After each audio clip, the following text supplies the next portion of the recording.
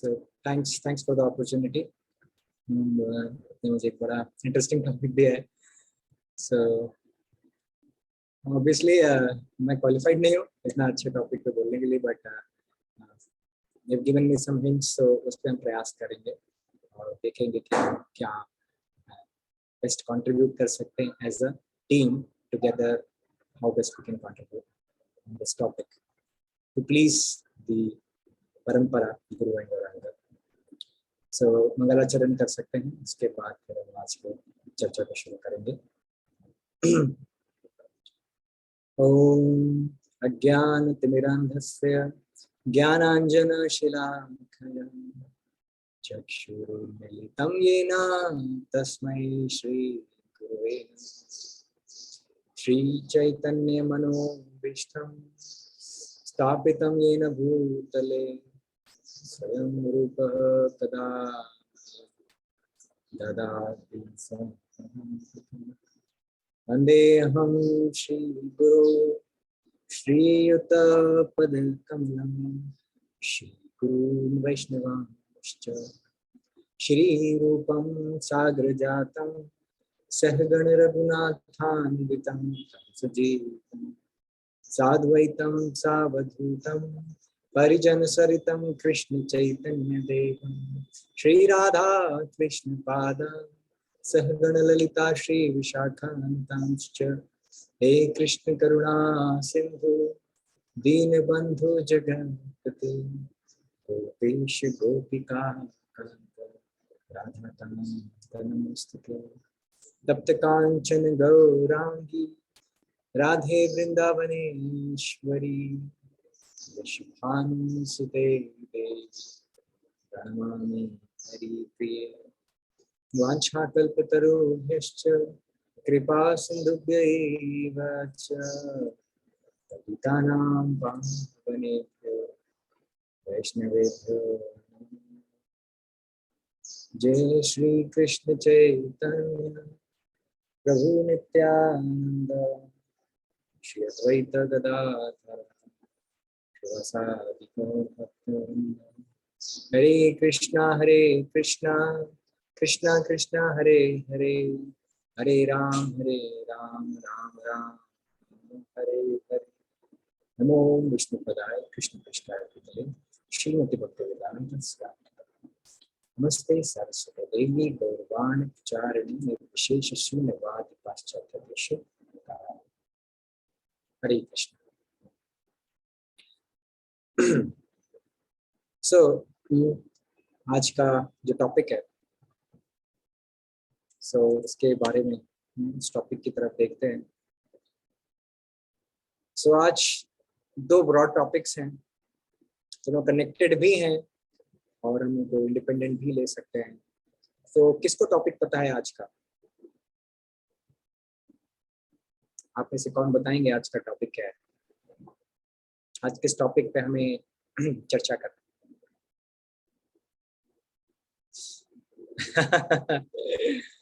आप लोग topic, okay, very nice. Visual आपने हैंड रेज किया है, आप बता सकते हैं. आज का टॉपिक है test of a true master and qualities of अमर राम liberated soul. Okay, very nice. ये दो अलग अलग टॉपिक्स है, राइट? इन दोनों अलग अलग टॉपिक्स के लिए हम चर्चा करेंगे. सबसे पहले आज के इस डिस्कशन में हम पहले टॉपिक की तरफ बढ़ते हैं, which is the test of a true master. एक ट्रू मास्टर का भी टेस्ट होता है, एक ट्रू टीचर का भी टेस्ट होता है, जिसको हम कहते हैं गुरु, जिसको हम गुरु भी कहते हैं. तो गुरु का भी एक टेस्ट होता है. इट्स नॉट कि हमेशा हम ही एग्जाम देते हैं. टीचर का भी टेस्ट होता है, गुरु का भी टेस्ट होता है, right? And who is the best Guru, who is the right Guru, who is authorised गुरु, ये हमें गुरु के टेस्ट से पता चलता है, right? So that is what takes us to the first part of it, test of a true master. So अगर आप लोगों को भगवत गीता का धर्म क्षेत्र कुरुक्षेत्र याद आ रहा होगा, और वहां पे आप पाएंगे कि दोनों सेनाएं सामने सामने खड़ी हुई हैं, और उसके बाद अर्जुन जो कि एक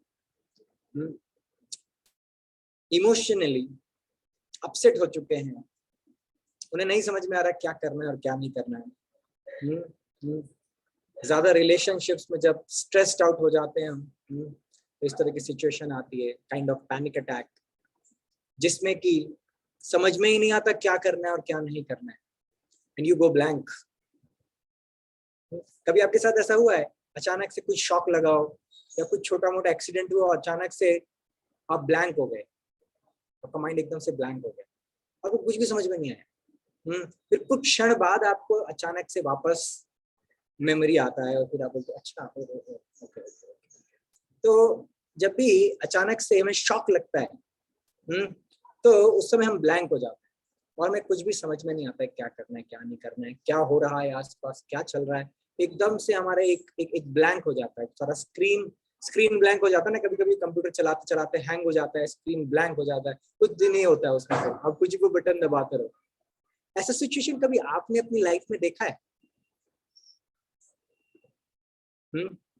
आप में से किसी ने अपनी लाइफ में ऐसा सिचुएशन फेस किया है? आप हैंड रेस करके बता सकते हैं।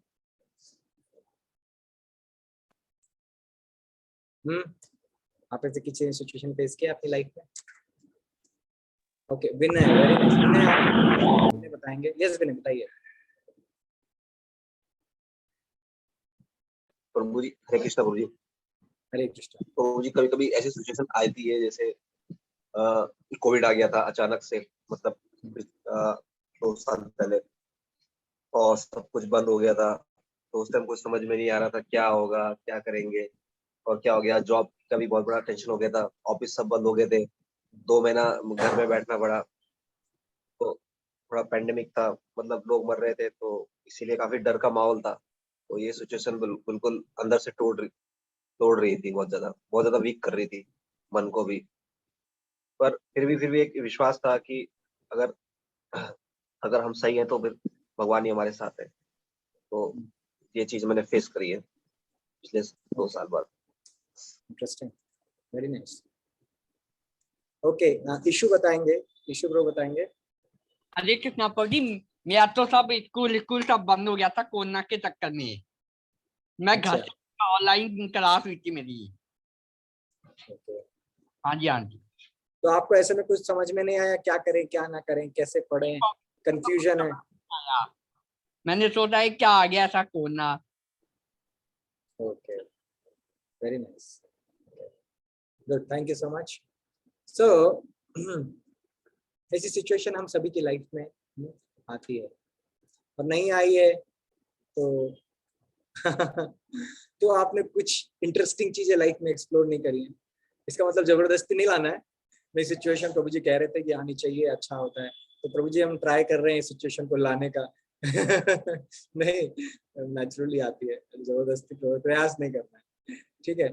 Alright, so having said that, Arjun की लाइफ में भी ये सिचुएशन आई है। जिनके अपने लाइफ में सिचुएशन आ चुकी है वो प्रैक्टिकली इसको समझ सकते हैं, वो अंडरस्टैंड कर सकते हैं कि क्यों इसे पैनिक स्ट्रिकन अटैक कहते हैं। Is really terrible situation. अगर आपको फिजिकली चोट आ गई है तो आप उठ के खड़े होकर दोबारा दौड़ सकते हैं। मेंटली आपको स्ट्रेस हो गया है तो आप थोड़ा रिलैक्स करके फिर आगे बढ़ सकते हैं। और जब इमोशनली आप स्ट्रेस्ड आउट हो जाते हैं तो उसके बाद कुछ समझ नहीं आता। और एग्जैक्टली जब इस सिचुएशन में अर्जुन थे, तो अर्जुन ने भगवान कृष्ण से एक बहुत इंटरेस्टिंग बात कही। अर्जुन ने कृष्ण से क्या कहा? अर्जुन ने कृष्ण से कहा, कार्पण्य दोषो पहत स्वभावः पृच्छामि त्वां धर्म सम्मूढ़ चेता यच्छ्रेयस्यान्निश्चितं ब्रूहि तन्मे शिष्यस्तेऽहं शाधि मां त्वां प्रपन्नम्. So what did Arjuna said to Krishna? Arjuna said that now I am confused about my duty and have lost all composure because of miserly weakness. And this was the weakness of heart. Okay, it was the weakness of heart. And Arjuna said, in this condition, I am asking you to tell me for certain what is best for me. And now I'm your disciple and a soul surrendered unto you. Please instruct me. So, सबसे पहली और important qualification है, अभी तक दोस्त थे, लेकिन अब भगवान की शरण में आ रहे हैं। अब तक हम दोस्त थे, लेकिन अब हम भगवान की शरण में आ रहे हैं। तो ऐसी सिचुएशन में आप अभी तक किसी को अपना दोस्त मान रहे थे और थोड़ी ही देर बाद उसके सामने हाथ जोड़ के कहते हैं, आप जैसा कहोगे वैसा मैं करूंगा, मुझे कृपया इस उलझन से निकालो। आप में से भी कई लोगों ने लाइफ में कुछ ऐसी प्रॉब्लम्स, ऐसे इश्यूज फेस किए होंगे जिसमें कि आपने शायद अपने पेरेंट्स से शेयर ना किया हो, आपने अपने किसी दोस्त को जाके शेयर किया हो, यार समझ में नहीं आ रहा है, यार इस सिचुएशन में क्या करूं क्या नहीं करूं, किससे पूछूं, कहाँ जाऊं, यार तू ही बता क्या करना चाहिए मुझे। क्या आपने कभी अपने किसी दोस्त से जाकर ऐसा बोला है? हाँ, अगर बोला है तो हैंड रेज करके बताइए। जब आप अपने पेरेंट्स से शेयर नहीं कर सके, अपने भाई बहनों से शेयर नहीं कर सके, अपने रिलेशन में क्लोज वालों से शेयर नहीं कर, लेकिन अपने दोस्तों के पास गए और उनसे कहा, दोस्त कुछ समझ में नहीं आ रहा है, मैं परेशान हूँ, मुझे कुछ समझ में नहीं आ रहा है, आई एम इन डाउट, और क्या करूँ क्या नहीं करूँ, अभी मैं कंफ्यूज हूँ, अब क्या करूँ यार, तू ही मुझे बता दे क्या करूँ। तो मैं 2 हैंड रेस कर पा रहा हूँ। आई एम श्योर इस एज ग्रुप में तो आप ज्यादा हैंड्स होने चाहिए थे रेस, या तो आप बताना नहीं चाह रहे। हाँ, सो एक बार सोचिए, अगर आपको ऐसा लगता है तो आप भी हैंड रेस करिए। ओके, शेयर कर सकते हैं या सो इशू प्रभु बता सकते हैं। कृष्णा प्रभु जी। जय श्री प्रभु। हाँ जी प्रभु जी, मैंने वैसे तो कहा नहीं था अपने दोस्त से। हाँ जी। ओके, तो आपको लगा कि ऐसा सिचुएशन आया आपकी लाइफ में? यस प्रभु जी, यस प्रभु जी, हुआ था ऐसा। ओके, हुआ था। वेरी नाइस, ठीक है, थैंक यू प्रभु। विजेता माता जी बताना चाहेंगी? हरे कृष्णा प्रभु जी, धन्यवाद प्रणाम। यस डेफिनेटली 1 ईयर पहले मेरे जॉब से रिलेटेड कुछ प्रॉब्लम हुई थी ऑफिस में इशू, तो मैंने अपने एक फ्रेंड से, मैं उनको अपना फैसिलिटेटर भी बोल सकती हूँ, मेरे फ्रेंड भी थे, तो उनसे डिवोटी ही है तो सब कुछ शेयर किया था और उन्होंने मेरे को सोल्यूशन भी दिया था। तो हाँ, एक बार मैं घर में किसी को नहीं बताकर उनको बताई थी, तो बस एक बार ही। सो एंड यहाँ पे सत्यम प्रभु ने भी मुझे मैसेज डाला है अभी। एक्चुअली प्रभु जी मैं ऑफिस में हूँ, सो मैं हैंड रेज नहीं कर रहा हूँ। Okay okay, alright, that's fine Prabhu, so we can understand, at least आप अटेंड कर रहे हैं, that is good enough for us, thank you very much. So ऐसी सिचुएशन आती है और अर्जुन की लाइफ में भी आई। सो अर्जुन को हम कितना कनेक्ट कर पा रहे हैं? ये हमने क्वेश्चन आपसे पूछा, आप लोगों ने कनेक्ट किया इस क्वेश्चन से। अब आप समझ सकते हो अर्जुन की क्या सिचुएशन। अर्जुन ने अपने माँ को जाके बताने के, अपने भाइयों को जाके बताने के बजाय क्या चूज किया? अपने one of the best friends, अपने बेस्ट फ्रेंड कृष्ण के पास गए। तो कृष्ण के साथ बचपन से, इसको कहते ना लंगोटिया यार, बचपन से ही खेल रहे थे, बड़े अच्छे रिलेशनशिप थे, बड़े मजे से रिलेशन में वैसे तो भाई थे लेकिन दोस्त ज्यादा अच्छे थे। तो उन्होंने जाकर खेला एक दूसरे के साथ, तो एक दूसरे के साथ अच्छा उनका फ्रेंडशिप था। तो कभी कभी हम अपने रिलेशंस को नहीं बता पाते लेकिन फ्रेंड्स को बता पाते हैं, है ना? यही मैं आपसे पूछना चाह रहा था, क्यों? क्योंकि यही चीज अर्जुन ने की, है ना? सो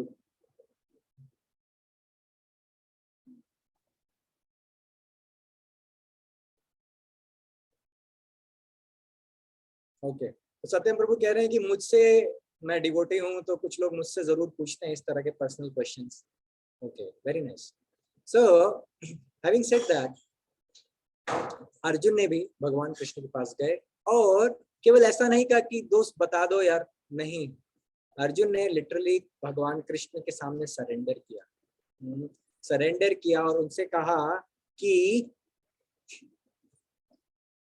I am your disciple and a soul surrendered unto you. Please instruct me. यानी कि पूरी तरह से सरेंडर किया। और जब हम अपने दोस्तों के साथ भी इस सिचुएशन में जाते हैं तो हम यूजुअली सरेंडर कर देते हैं, राइट? हम सरेंडर कर देते हैं और उसके बाद प्रश्न पूछते हैं, है ना?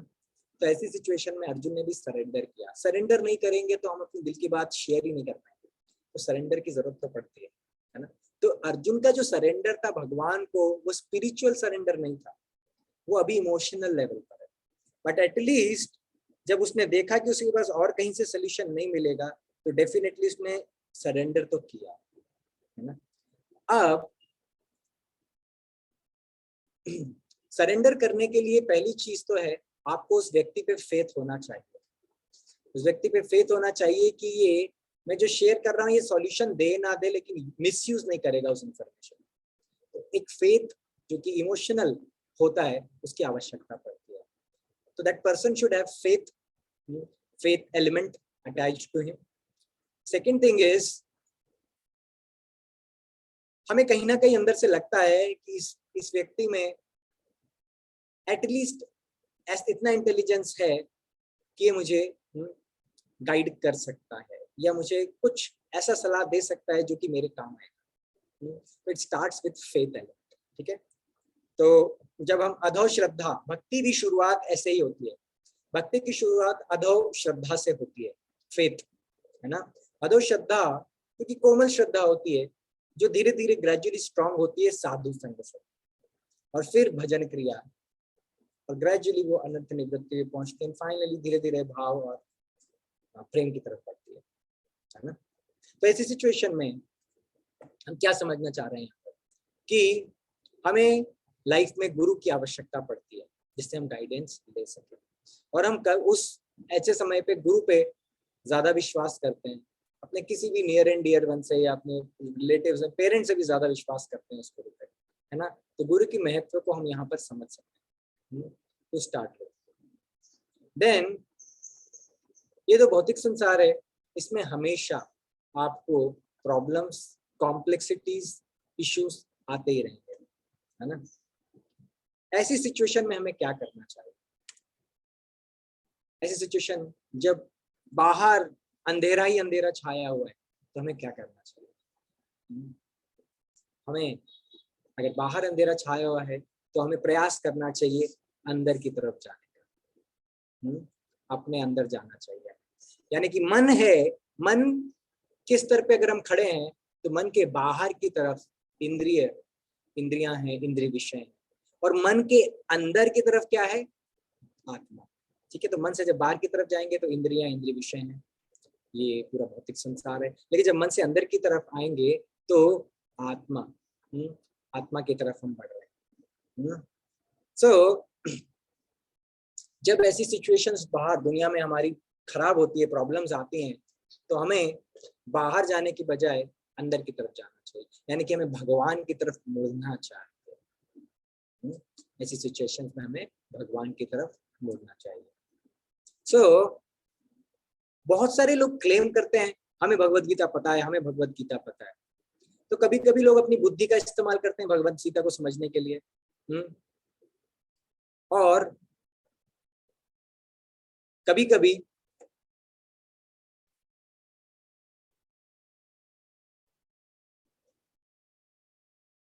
हम लोग जब इंटेलिजेंस से आगे बढ़ने की कोशिश करते हैं तो उस इंटेलिजेंस के माध्यम से हम शास्त्रों को समझने का कोशिश करते हैं, जैसे कि भगवत गीता। तो भगवत गीता को समझने का प्रयास हम इंटेलिजेंस से करते हैं। अभी हम एक माता जी से मिले आज सुबह, उनसे हमने पूछा, हमने कहा उनसे भगवत गीता पढ़ी? बोले भगवत गीता मैंने पढ़ ली, हाँ पूरी पढ़ ली, कोई प्रॉब्लम नहीं है लेकिन सोल्यूशन मिला कि नहीं मिला? That was a point, important point.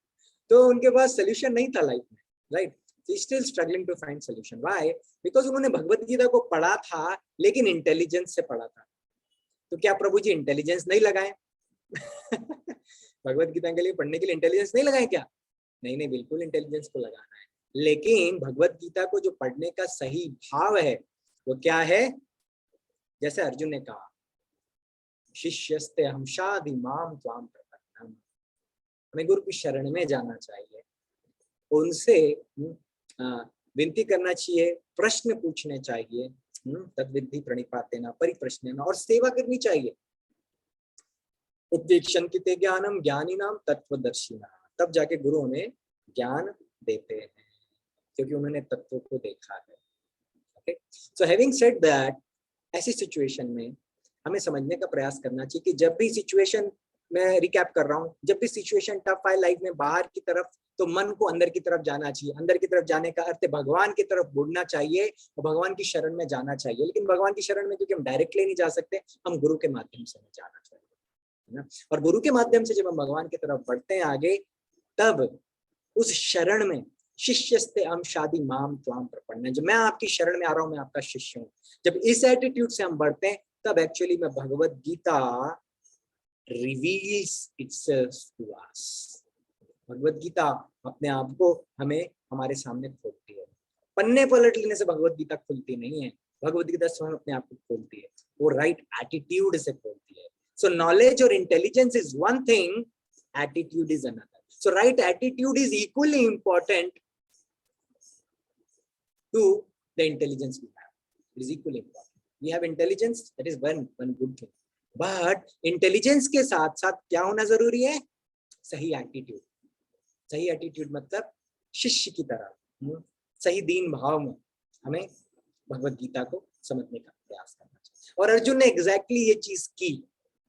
Arjun के सामने स्वयं साक्षात भगवान खड़े, अर्जुन ने सही एटीट्यूड में सरेंडर किया, तब जाके भगवान ने भगवत गीता की इन डेप्थ फिलॉसफी अर्जुन के सामने रिवील की और अर्जुन उसको समझ पाए, है ना। इसीलिए गाइडेंस बहुत जरूरी है। ओके, दो तरह के लोग होते हैं, एक होता है ब्राह्मण, एक होता है कृपण। ओके, दो तरह के लोग होते हैं। पहला होता है एक ब्राह्मण होता है, दूसरा कृपण होता है। ब्राह्मण कौन होता है? जो अपने लॉन्ग टर्म बेनिफिट के बारे में सोच सकता है। लॉन्ग टर्म, जो लॉन्ग टर्म में मेरे लिए क्या सही है वो करूंगा। क्या कि शॉर्ट टर्म, अगर दूसरा व्यक्ति कृपण जो है वो शॉर्ट टर्म बेनिफिट ढूंढता है। शॉर्ट टर्म बेनिफिट क्या होता है कि भाई आज एंजॉय कर लो, कल क्या होगा किसको पता, अभी जिंदगी का ले लो मजा। दैट इज शॉर्ट साइटेडनेस, जिसको प्रेज भी कहा जाता है। और वो कौन करता है? जो कृपण होता है। लेकिन जो ब्राह्मण होता है वो अपना श्रेयस सोचता है, अपना लॉन्ग टर्म बेनिफिट सोचता है, उसके लिए चाहे शॉर्ट टर्म में उसे तपस्या ही क्यों ना करनी पड़े। तो हमें अपना श्रेयस सोचना चाहिए, प्रेयस नहीं, है ना। इसीलिए लॉन्ग टर्म बेनिफिट। तो गुरु की शरण में हमें लॉन्ग टर्म बेनिफिट देख के जाना चाहिए, शॉर्ट टर्म बेनिफिट के लिए नहीं। अब गुरु कौन सा पानी पूरी खिला के हमें टेस्टी टेस्टी पानी पूरी खिला देंगे, आइसक्रीम खिला देंगे या फिर गुलाब जामुन खिला देंगे। हाँ, इस्कॉन के मंदिर में आओगे तो ये सब खाने को मिल जाता है, ये अलग बात है, लेकिन that should not be our attitude. गुरु की शरण में जाने का अर्थ है कि हम तपस्या के लिए तैयार हैं। गुरु की शरण में जाने का क्या मतलब है? कि हम तपस्या के लिए तैयार हैं और अपना लॉन्ग टर्म बेनिफिट ढूंढ रहे हैं, कि ये नहीं कि आज ही सोल्यूशन चाहिए, कल ही सोल्यूशन चाहिए। नहीं, सोल्यूशन मिलेगा, लेकिन उसके लिए लंबी तपस्या करने के लिए तैयार रहिए। Be ready for a long term over. Okay. Now, having said that,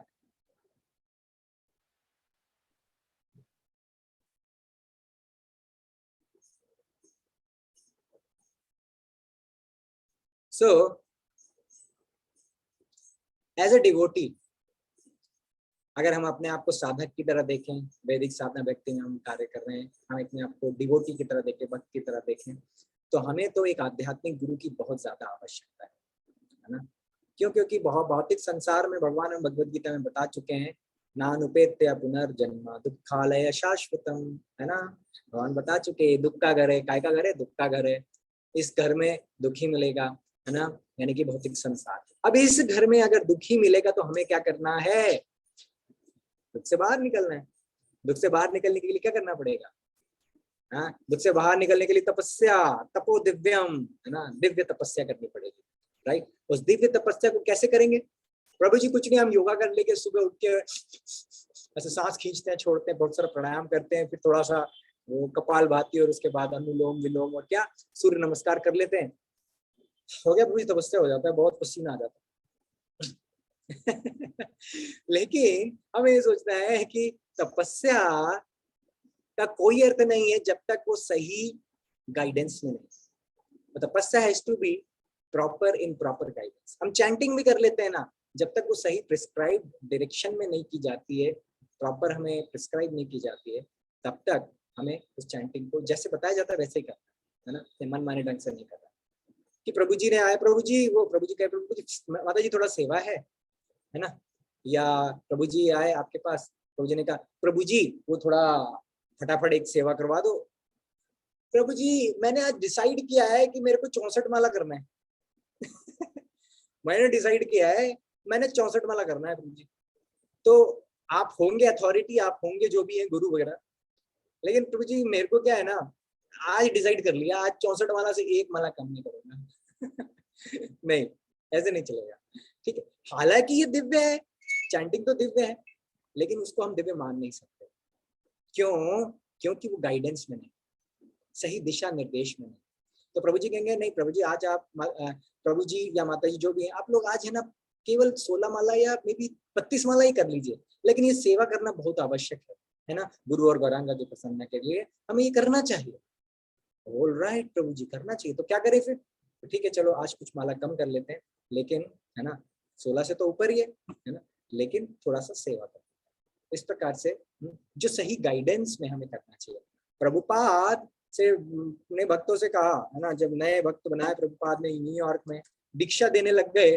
दीक्षा के समय प्रभुपाद ने कहा अब आज से आपको 64 माला करना है, 64 राउंड्स। प्रभुपाद ने कहा आप कोई हरि बोल बोलेंगे, सब लोग हरि बोल हरि बोल। जैसे सब शांत हो गए, जैसे कि है ना सबको सांप सूंघ गया। पता ना सांप सूंघ गया मतलब क्या होता है? ये सांप करता हुआ निकल गया तो आप घबरा जाते हो, अरे बाप रे देखा ही नहीं था अब तक सांप और अचानक से सांप निकल गया बगल से, तो हम घबरा जाते हैं, कुछ समझ में नहीं आता क्या करें। तो वैसे ही सिचुएशन बन गई। तो प्रभुपाद ने कहा आज आपकी दीक्षा है, आज से आपको 64 माला करना है। भक्त लोग अब क्या करना है? कुछ नहीं, देवर ब्लैंक, क्या करना है? तो प्रभुपाद फिर ना सब जाके सबने हिम्मत जोड़ी और जैसे अब प्रभुपाद ने कहा है तो वही करना तो पड़ेगा, लेकिन प्रभु जी अभी हमारी तो हिम्मत नहीं है, अब क्या करें? तो सब लोग मिल मिला के है ना आपस में डिस्कशन किया और फिर है ना हाथ जोड़ के प्रणाम करते प्रभुपाद के बाद, प्रभुपाद 64 माला तो हमसे ना होगी। कुछ और बता दो, 64 माला हमसे नहीं होगी। प्रभुपाद ने कहा अरे 64 माला नहीं कर सकते आप लोग, ऐसे कैसे हो सकता है? प्रभुपाद ने फिर थोड़ा सा मर्सी दिखाई, अपनी कृपा दिखाई, तो कहने ठीक है आज से आप लोग 32 राउंड करेंगे। तो 32 राउंड फिर वापस गए, तब मुंह बना लिया 32 राउंड, सोचा भी नहीं कभी 64 तो छोड़ो 32 भी हमसे नहीं होने वाला। और फिर हाथ जोड़ के प्रभुपाद ये 32 राउंड है ना प्रभुपाद क्षमा करिए हमसे नहीं हो रहा। 32 राउंड भी नहीं होगा। ओ प्रभुपाद बोले अब क्या करें, दीक्षा करे कि नहीं करे? प्रभुपाद तो ये सोच रहे हैं है ना, लेकिन प्रभुपाद इतने कृपामय हैं, प्रभुपाद ने हम सब पे मर्सी किया।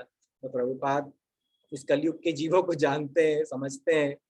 तो प्रभुपाद ने फिर कहा ठीक है आप लोग 16 राउंड्स करेंगे, लेकिन इससे कम नहीं होगा। लेकिन 16 राउंड्स भी करेंगे तो उसके साथ साथ आपको सेवा करनी पड़ेगी। That's what Prabhupada said, 16 rounds plus सेवा। देन आई एग्री, ठीक है, लेकिन nothing less than 16 rounds plus सेवा। तो हमें सोचना चाहिए कि हम लोग 16 राउंड्स के बाद सेवा करते हैं कि नहीं। श्री राधा गोविंद देव की हम लोग सेवा कितनी करते हैं? मंदिर में आते हैं हम लोग कितनी बार, कितना सेवा करते हैं? कभी प्रभु जी से कहा प्रभु जी मैं झाड़ू लगा दूं, कभी प्रभु जी से कहा कि प्रभु जी मैं भगवान के लिए सेवा में क्या कर दूं, कभी टेम्पल हॉलिंग क्लीन कर दूं, या कभी प्रभु जी फूल साफ कर फूल की माला बना दूं, या क्या हमने कहा है कि प्रभु जी हम क्या आप बताइए क्या सेवा करनी चाहिए, क्लास होने वाली है आपकी, क्या हम सेटअप लगा दें, प्रोजेक्टर सेटअप कर दें, या हम कुछ कीर्तन कर दें? इस प्रकार से हमें अनंत सेवाएं है ना, भगवान अनंत है, उनकी सेवाएं भी अनंत है। तो प्रभुपाद ने केवल 16 राउंड्स पे हमें नहीं रोका है। प्रभुपाद ने कहा है मिनिमम 16 राउंड्स और सेवा के साथ में करना है, यानी इसके साथ में आपको सेवा कर रहे हैं इसीलिए 16 राउंड्स। हम केवल 16 राउंड से कर रहे हैं, सेवा नहीं कर रहे, then it is not as per the instructions of our parampara. That is why seva is very very important for us, considering we are only doing 16 rounds. तो नोट कर लीजिए इस पॉइंट को कि सेवा अगर हम नहीं कर रहे, भगवान की सेवा नहीं कर रहे हैं, हम गाइडेंस में सेवा नहीं कर रहे हैं, राधा गोविंद देव की या परंपरा की सेवा नहीं कर रहे हैं, तो आप मान के चलिए 16 राउंड्स डेफिनेटली फायदा तो होगा ही, लेकिन हम फायदे के लिए तो नहीं आए ना यहाँ पे, हम लोग भगवत धाम जाने के लिए आए, वो कृपा से ही जाते हैं। तो हमें या तो 192 राउंड्स कर लें हरिदास ठाकुर जैसे रोज, या 16 राउंड ही करना है, तो फिर हमें सेवा करनी चाहिए। ठीक है, सो दैट इम्पोर्टेंट सेवा है। तो अर्जुन को भगवान मिले और भगवान ने कृपा की और भगवान ने एक्सेप्ट किया कि ठीक है, I will be you Guru, now I will instruct you. जब तक भगवान गुरु नहीं बने ना अर्जुन के, अर्जुन ने उनको एक्सेप्ट नहीं किया गुरु तक, तब तक भगवान है ना दोस्त की तरह मजाक उड़ा रहे थे। भगवान को याद आया जब ऐसी रोतली सी बातें कर रहा था अर्जुन, भगवान नहीं नहीं मैं कैसे मार दूं, क्या मैं, मेरा गांडीव भी नहीं उठ रहा भगवान। जब अर्जुन ने ऐसा कहा तो भगवान हंस रहे, और भगवान को याद आया कि एक बार अर्जुन को है ना वो नपुंसक बनना पड़ा था कुछ समय के लिए, है ना, तो क्यों, क्योंकि उनको ऐसा कुछ श्राप मिला था उर्वशी का, तो उनको बनना पड़ा था।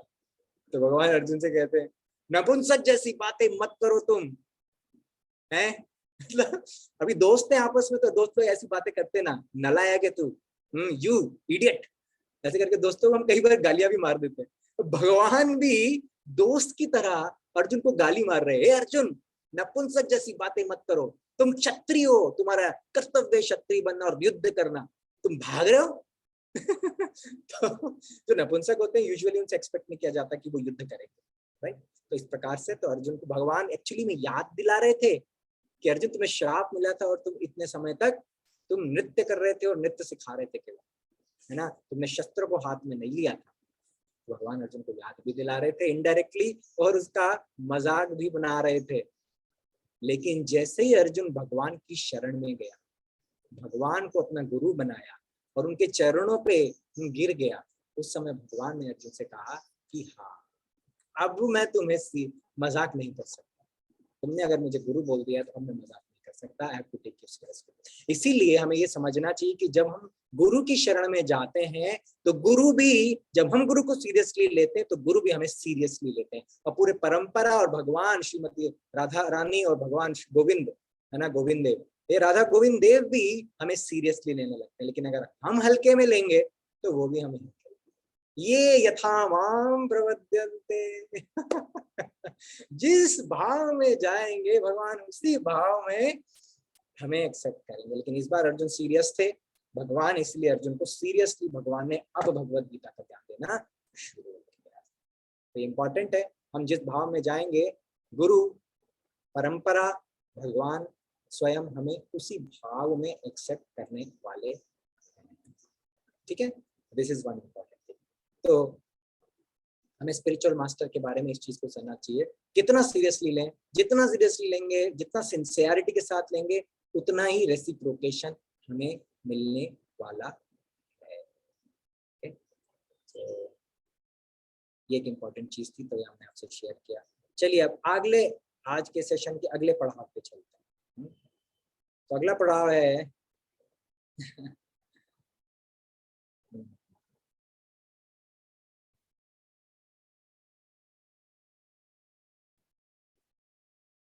अगला पड़ाव पे कैसे जाना है हमें। तो लॉजिक ये है, लॉजिक ये बनता है कि हम कितनी सिंसियरली गुरु के शरण में जाएंगे, गुरु के आश्रम में जाएंगे, उतनी ही सिंसियरली हमें गुरु रेसिप्रोकेट करेंगे, परंपरा रेसिप्रोकेट करी, राधा गोविंद रेसिप्रोकेट करेंगे। और रेसिप्रोकेशन हमें तब तक नहीं मिलेगा जब तक हमारे अंदर वो वन पॉइंटेड फोकस्ड प्रेम और सेवा भाव नहीं होगा, तब तक मुश्किल है। छोड़ दीजिए, कोई फायदा नहीं, डरा नहीं रहा हूं, लेकिन that is the reality. Having said that, तो किस भाव में जाए प्रभु जी, आप तो हमें ऐसी वैसी डरा दे रहे हो, हम तो वैसी बड़ी मुश्किल से 16 माला खींचते हैं, सेवा का एक तो अलग बता दिया, ऊपर उसके बाद भी डरा रहे हो हमको। तो क्या करेंगे प्रभु जी, तो क्या भाव होना चाहिए आप बता दीजिए, आप ही क्लियरली बता दीजिए। तो उसके लिए जैसे हमने डिस्कस किया तद विद्धि प्रणिपातेन परिप्रश्नेन सेवयः उपदेक्षन्ति ते ज्ञानं ज्ञानिनां तत्त्वदर्शिनः। तो भगवान यहाँ पर अर्जुन को बताते हैं, भगवान बोल रहे हैं इस समय, गुरु की तरह बोल रहे हैं, तो सीरियसली बोल रहे हैं भगवान। तो एक एक शब्द भगवान का इंपॉर्टेंट है और यहाँ पर 3 इंपॉर्टेंट शब्दों का प्रयोग किया जा रहा है ना। पहला प्रणिपात, प्रणिपात अर्थात सबमिशन, यानी कि उनकी शरण में जाना, सिंसियर शरण में जाना प्रणिपात कहलाता है। उसके बाद यानी कि अपने आप को सबमिट करना। दूसरा परिप्रश्नेना, परिप्रश्नेना मतलब कि इनक्विजिटिवनेस, मन में डाउट्स हैं, उस शंका का निवारण करना, that is inquisitiveness. And third is सेवयः, सेवा यानी कि सेवा करना। क्या हम ये 3 चीजें कर रहे हैं? पहला सबमिशन, दूसरा इनक्विजिटिवनेस, तीसरा सर्विस। यानी कि हम अपने आप को सरेंडर कर रहे हैं, सबमिट कर रहे हैं और उसके बाद प्रश्न पूछ रहे हैं परिप्रश्नेना, और उसके बाद सेवा कर रहे हैं कि नहीं कर रहे। इस 3 प्रभु जी ज्यादा हो गया, प्रभु जी नहीं ऐसे नहीं चलेगा थोड़ा ज्यादा हो गया, हैवी हो गया, अभी क्या करें फिर हम? अब आप ही बताओ हमको अभी भक्ति योगा शुरू नहीं हुआ है, भक्ति योगा आगे की चीज है, अभी भक्ति योगा शुरू नहीं हुआ है। ये चीजें तो हमें बेसिक गाइडलाइन है, मतलब शुरुआत यहाँ से हो रही है। अभी भक्ति योगा में शुरू मतलब ये करने के बाद भक्ति योगा नहीं हुआ, ये करने से भक्ति योग की मात्र शुरुआत हुई है। ठीक है, सो प्रणिपात करने का मतलब है कि प्रणिपात मतलब प्रभु जी देखो मेरे को मत बताओ, मेरे को पता है इसका आंसर, मैं अभी टेस्ट कर लेता हूँ आपको, एक क्वेश्चन पूछ के आप मुझे इसका आंसर देके बता दो तो मान जाऊंगा आपको है ना। या अभी क्लास में एक बच्चा मैडम से बोल रहा, मैडम अगर इस क्वेश्चन का जवाब दे दिया ना आपने, तो बड़ा एडवांस्ड क्वेश्चन है, तो मैं आपको 10 रुपए दूंगा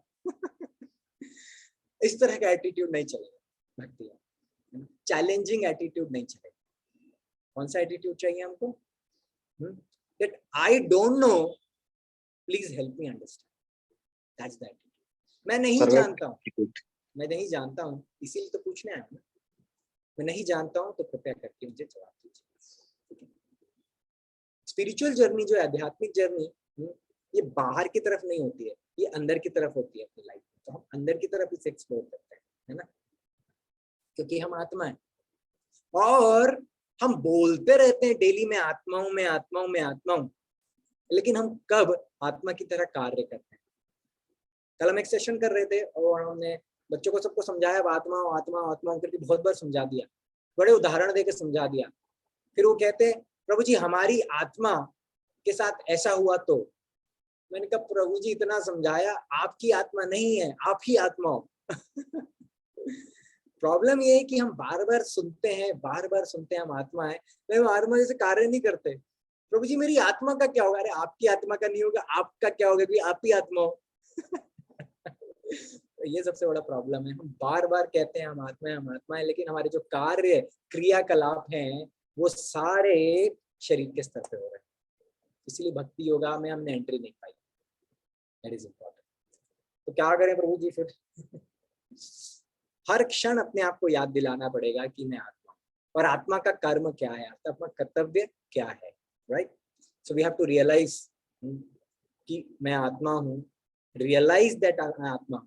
we should not just think कि मैं आत्मा हूं, वी जस्ट नॉट अंडरस्टैंड कि मैं आत्मा हूं, वी शुड रियलाइज कि मैं आत्मा हूं। इसका मतलब है कि मैं कंटेम्पलेट, मैं डायरेक्ट लगातार कंटेम्पलेट कर रहा हूं मैं आत्मा हूं, तो मुझे क्या करना चाहिए? मैं आत्मा हूं तो मुझे क्या करना चाहिए? आत्मा हूं तो मतलब मुझे क्या कपड़े धोने चाहिए? मैं आत्मा हूं तो क्या मुझे नहाना धोना चाहिए? या मैं आत्मा हूं तो भगवान से प्रेम करना चाहिए? प्रेम करना चाहिए तो सेवा करनी चाहिए, सेवा करनी चाहिए तो याद नहीं आ रहा पिछली बार मैंने सेवा कब करी थी मंदिर में पंगा हो जाता है। तो इसको हमें करेक्ट करना है ना। तो जब आंख खुली तभी सवेरा, है ना, ऐसा कहते ना, कहावत है। कहने का तात्पर्य है कि हमें जैसे ही पता चला कि मैं आत्मा हूं, हमें इमीडिएटली आना चाहिए। आत्मा मतलब क्या? प्रेम। आत्मा मतलब प्रेम, मतलब सेवा। सेवा मतलब सेवा, सेवा तो मैं कर ही नहीं रहा हूँ। इमीडिएटली शरीर को, हम शरीर नहीं, हम आत्मा है, तो ये शरीर हमारा है, लेकिन इस शरीर को भगवान की सेवा में लगाना चाहिए, राइट? So that's that. उसके बाद देखिए पहली चीज तो हमें एक्सेप्ट करना चाहिए कि स्पिरिचुअल जर्नी के बारे में हमें कुछ नहीं पता, क्योंकि हमने कभी अपने आप को देखा ही नहीं है। हमने अपने आप को कभी आत्मा की तरह देखा ही नहीं है। प्रभु जी हमें आत्मा तो देखा नहीं, तो बोल देते हैं, तो सोच के कर लेते हैं जैसा भी लगता है वैसा, लेकिन हमने अपने आप को देखा नहीं है, एक्सप्लोर नहीं किया। लेकिन गुरु हमें वो संबंध ज्ञान दे सकते हैं। अब आत्मा कैसे कार्य करती है बताइए, टेक्निकली देखा जाए तो सोच के देखो आत्मा कैसे कार्य करती है। कुछ नहीं पता हमें आत्मा कार्य नहीं करती। तो फिर प्रभु जी कैसे समझना है इसको? तो हमें ऐसे समझना है कि गुरु दीक्षा के समय हमें भगवान से संबंध ज्ञान देते हैं, और संबंध ज्ञान जब हमें देते हैं तो बताते हैं कि हमारा भगवान से क्या संबंध है। अब आत्मा है, भगवान है, आपका भगवान से क्या संबंध है? दास अनुदास, आप भगवान के दासों के दास। इस चीज को मान के आप अब जो करेंगे वो आत्मा के स्तर पर होगा। तो गुरु हमें अजम्पशन दे देते कि आप अपने आप को दास अनुदास मान के जो कुछ भी करेंगे वो आत्मा के स्तर पर होगा।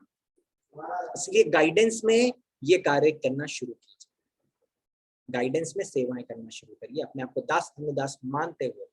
तब जो कुछ भी आप करेंगे एग्जैक्टली वही आत्मा करती है। देखिए ये पूरा हमारे सामने खुल के आ जाएगा करना क्या है।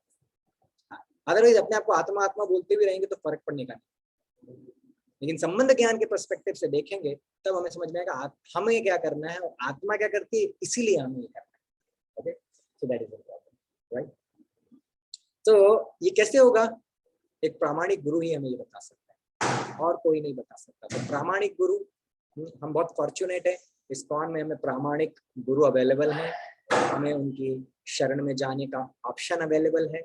तो हम इसे पूरी तरह से एक्सप्लॉइट कर और अच्छे से लग जाए अपने स्पिरिचुअल एंडेवर में। क्यों? क्योंकि आध्यात्मिक दृष्टि से हम अंधे हैं। हाँ, हम अंधे हैं। हम आध्यात्मिक दृष्टि से, आप जैसे कि आंख पे पट्टी बांध लीजिए और रूम में कहें कि भैया इस रूम के उस कोने पे 1 किलो गुलाब जामुन रखें, जाइए जितने खाने खा लीजिए। अब आपको क्या पता वो कोना कहाँ पर है रूम का? आपने तो आंख पे पट्टी बांध रखी है, आप किस दिशा में जाएंगे? आपको पता ही नहीं किस दिशा में जाना है। तो आध्यात्मिक दृष्टि से हम ऐसे अंधे हैं। अर्जुन ने कहा भगवान मुझे आपके दर्शन करने। तो भगवान ने कहा अर्जुन तुम अंधे हो तुम्हें नहीं दिखेगा मैं। तो अर्जुन ने कहा नहीं भगवान प्लीज थोड़ा कृपा करो। भगवान बोलते हैं ठीक है, एक काम करो, मैं तुम्हें दिव्य दृष्टि देता हूँ, तुम्हें आंखें आ जाएंगी, दिव्य आंखें, आध्यात्मिक आंखें, शास्त्र नहीं बल्कि दिव्य चक्षु आ जाएंगे। उस दिव्य चक्षु से तुम मुझे देखो। ओह माय गॉड, तो अभी मैं क्या देख रहा हूँ? भगवान बोलते अब देखो। फिर अर्जुन ने भगवान के विराट रूप को देखा, भगवान के है ना बहुत सुंदर से नारायण रूप को देखा, और उसके बाद भगवान के मुरली धारण किए हुए 2 हाथों वाले सुंदर कृष्ण रूप को देखा। ये देखा अर्जुन पूर्ण रूप से तृप्त और संतुष्ट हो गया। राइट, ये कृपा से हुआ है ना, ये कृपा से हुआ। तो इसलिए हमें उस स्तर पे आना है आध्यात्मिक रूप दृष्टि से। हम तो अंधे हैं, तो कम से कम हमें शास्त्र चक्षु से तो देखना ही चाहिए, यानी शास्त्रों की दृष्टि से। यानी भगवत गीता जैसे बताती है, हमारे गुरुजन हमें जैसे बताते हैं, उस दृष्टि से तो कम से कम देखना ही चाहिए। राइट, और इसीलिए हमें आत्माओं में बार बार करते रहते हैं, लेकिन उससे एक लेवल आगे बढ़ना है। तो आत्माओं तो क्या, आत्मा क्या करती है? तो वो मुझे करे, इस प्रकार से। Okay, so this is important. तो हमने ये डिस्कस किया, इम्पोर्टेंट था। तो स्पिरिचुअल मास्टर की तरफ बिल्कुल हम्बल बने रहे, है ना। अपने ज्ञान चक्षु जब तक खुले नहीं तब तक ही नहीं, सदा के लिए, है ना, हम्बल एटीट्यूड अपना बनाना चाहिए, तब जाके हमारे ज्ञान चक्षु ओपन होंगे। ठीक है, नाउ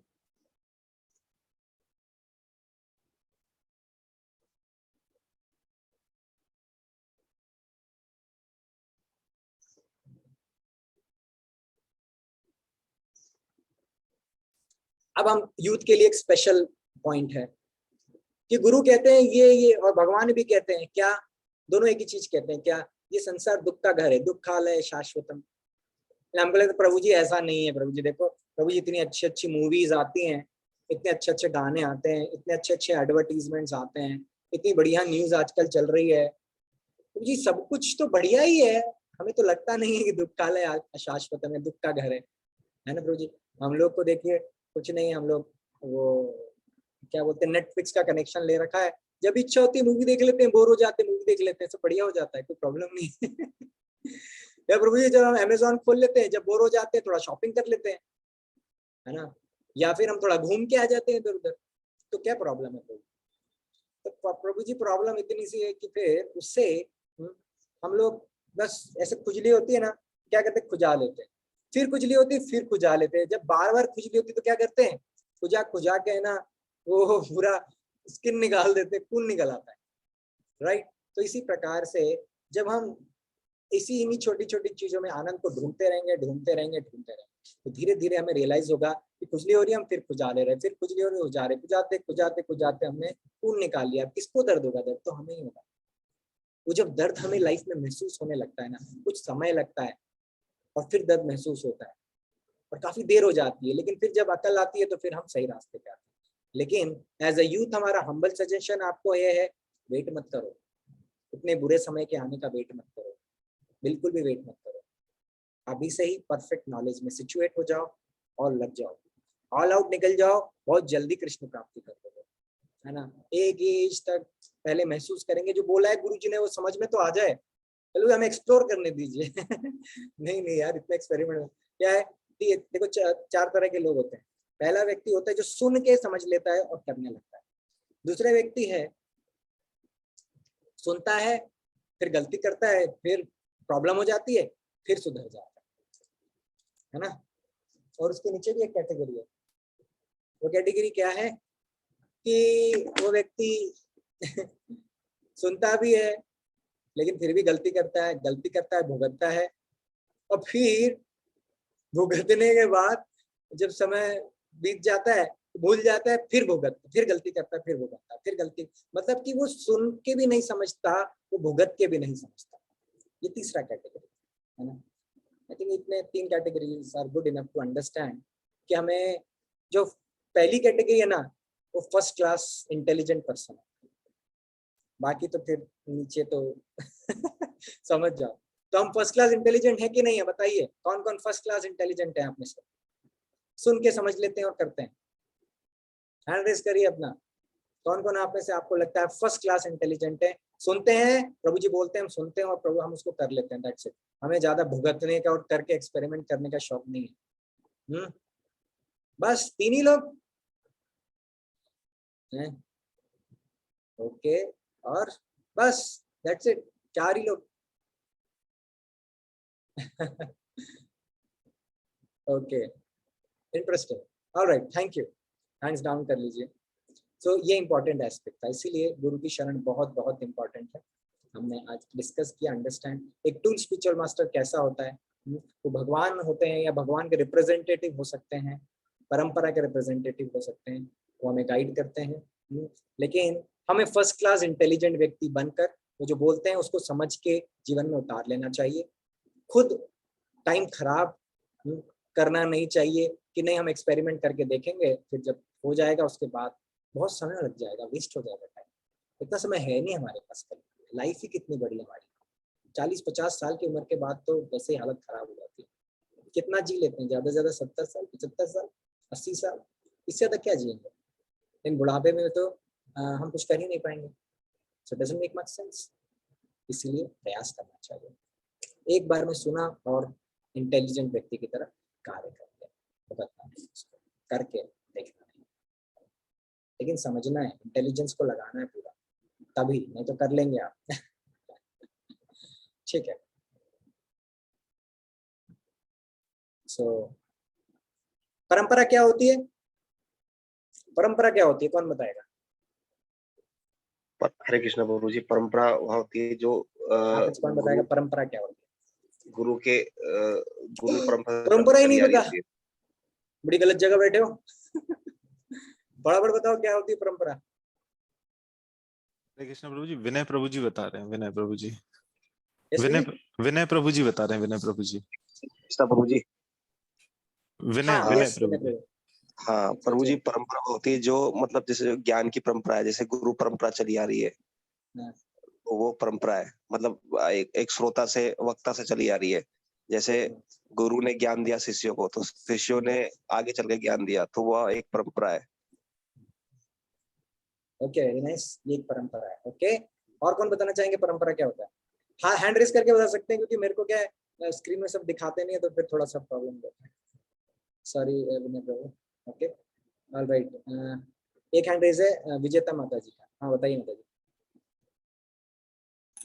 हरे कृष्ण प्रभु जी, जैसे कि श्रीमद् भगवद गीता में लिखा है कि भगवान श्री कृष्ण से लेकर गुरु परंपरा धीरे नीचे उतरा, तो उसी प्रकार हमारा 4 परंपरा है, ब्रह्म माध्य गौड़ीय परंपरा, श्री संप्रदाय और कुमार संप्रदाय और रुद्र संप्रदाय। तो ये होता है, इसी में अगर हम दीक्षित होते हैं तो हम भगवान के पास डायरेक्टली जा सकते हैं। ये होता है गुरु परंपरा। ओके, और आप में से कौन समझाएगा? एक और बताइए, कल कोई एक और बताइए क्या होती है परंपरा? समझना है मुझे परंपरा। थ्योरी सब दे रहे हैं, पता नहीं कहाँ कहाँ पढ़ लेते, लेक्चर सुन लेते, थ्योरी खींच के मार देते, सर फोड़ देते हैं।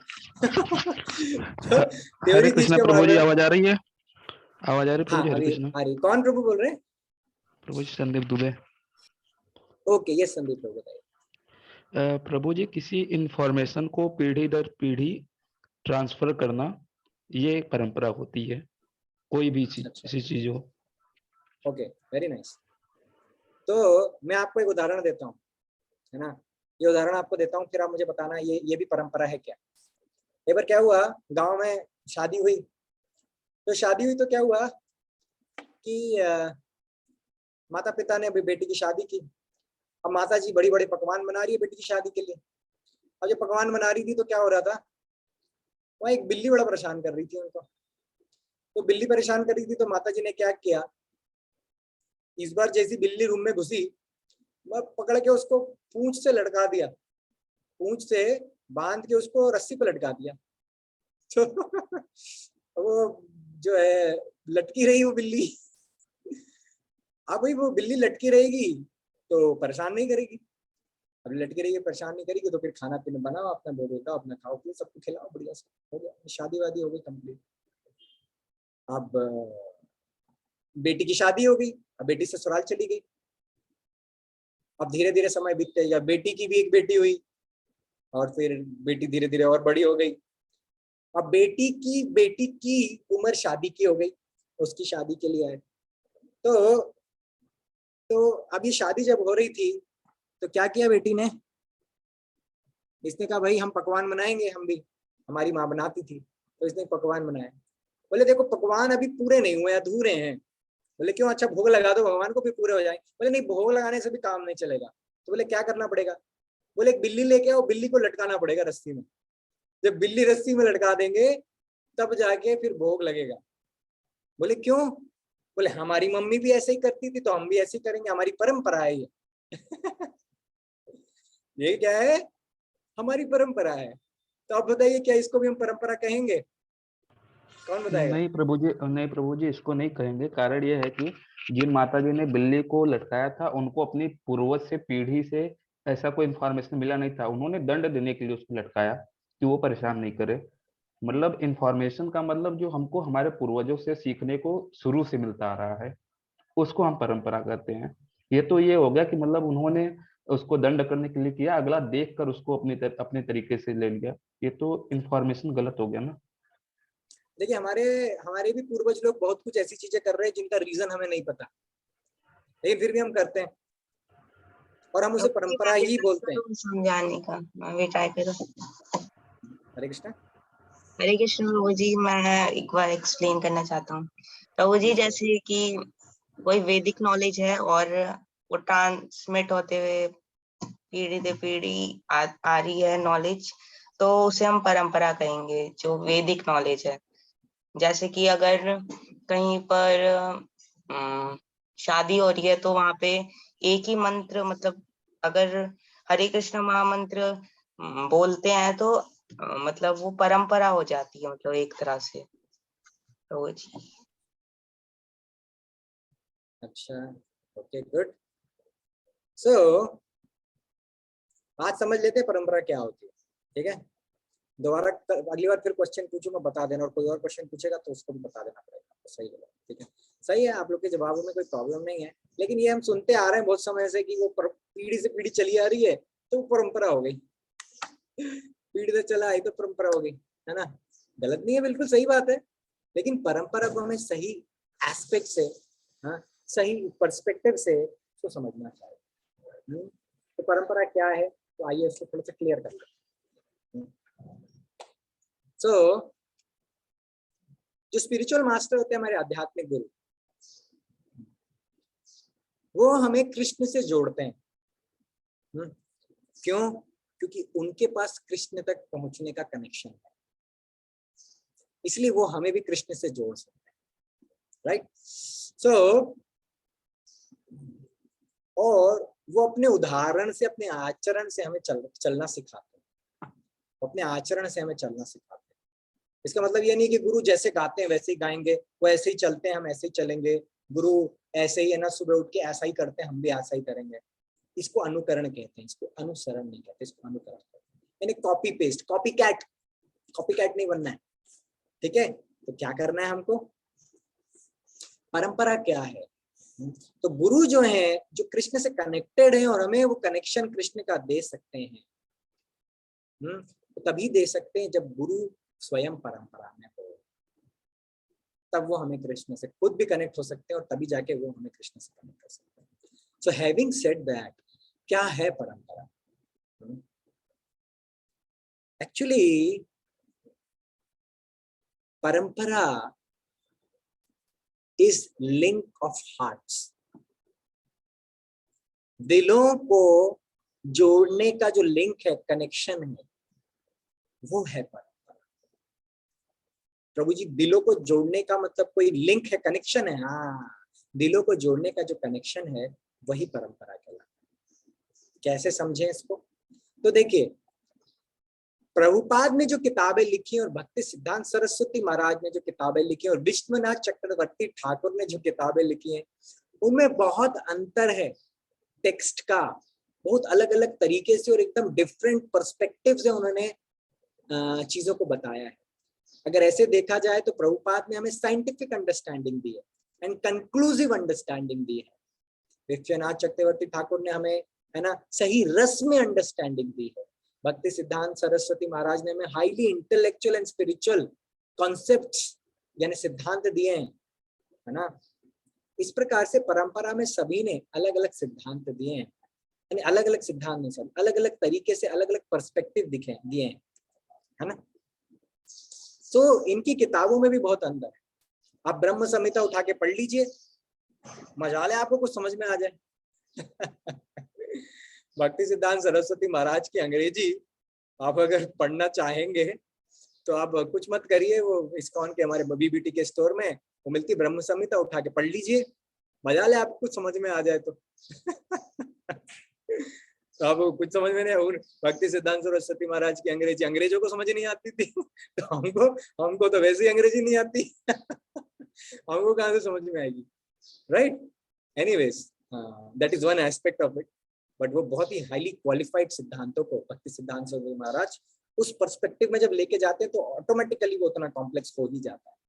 अब प्रभुपाद ने हम पे कृपा की है कि कंक्लूसिव अंडरस्टैंडिंग हमें देने के लिए प्रभुपाद ने बहुत इजी इंग्लिश में हमें समझा दिया।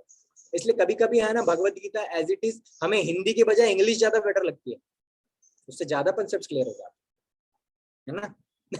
आपने जरूर कभी ना कभी इसको महसूस भी किया होगा। एनीवेज, तो इससे क्या प्रभु जी हमें परंपरा समझा रहे थे, आप एग्जाम्पल क्या दे रहे हो? एक्चुअली भक्ति सिद्धांत सरस्वती महाराज की जो उनकी बुक्स हैं वो बिल्कुल अलग हैं, प्रभुपाद की बुक्स बिल्कुल अलग हैं। तो क्या समझे हम? हाँ, प्रभुपाद भक्ति सिद्धांत सरस्वती महाराज की परंपरा में नहीं आते क्या? अरे वो उन्हीं के तो शिष्य हैं।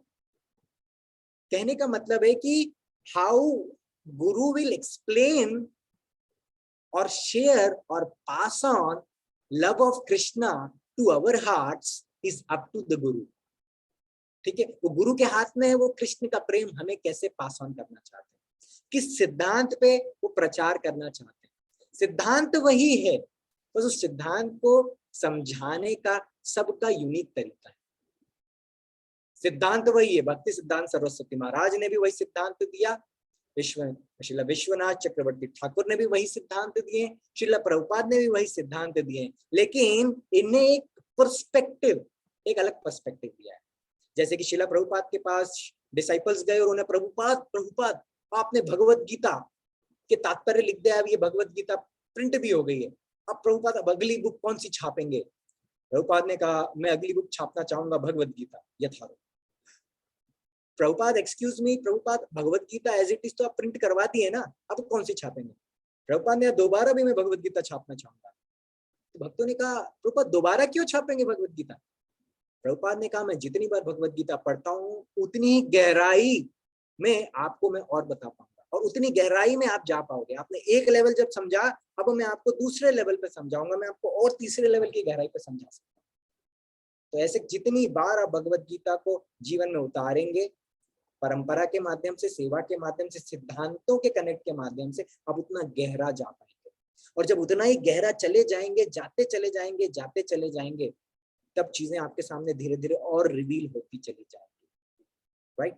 बट सिद्धांत वही है, चाहे भक्ति सिद्धांत सरस्वती महाराज ने दिया, चाहे प्रभुपाद, सिद्धांत वही है, केवल उसको प्रेजेंट करने का पर्सपेक्टिव और डेप्थ अलग अलग कॉन्टेक्स्ट में उन्होंने अलग अलग पर्सपेक्टिव दिया। Make sense? तो परंपरा क्या है? परंपरा है कृष्ण प्रेम की प्राप्ति, यानी कि हार्ट का जो कनेक्शन है, जब हम गुरु के साथ वो हार्ट का कनेक्शन बनाएंगे तो जो दिव्य ज्ञान हृदय प्रकाशिता, गुरु के हृदय में जो दिव्य ज्ञान प्रकाशित हुआ है, वही दिव्य ज्ञान गुरु हमारे हृदय में भी प्रकाशित करेंगे। तो this is connection of hearts.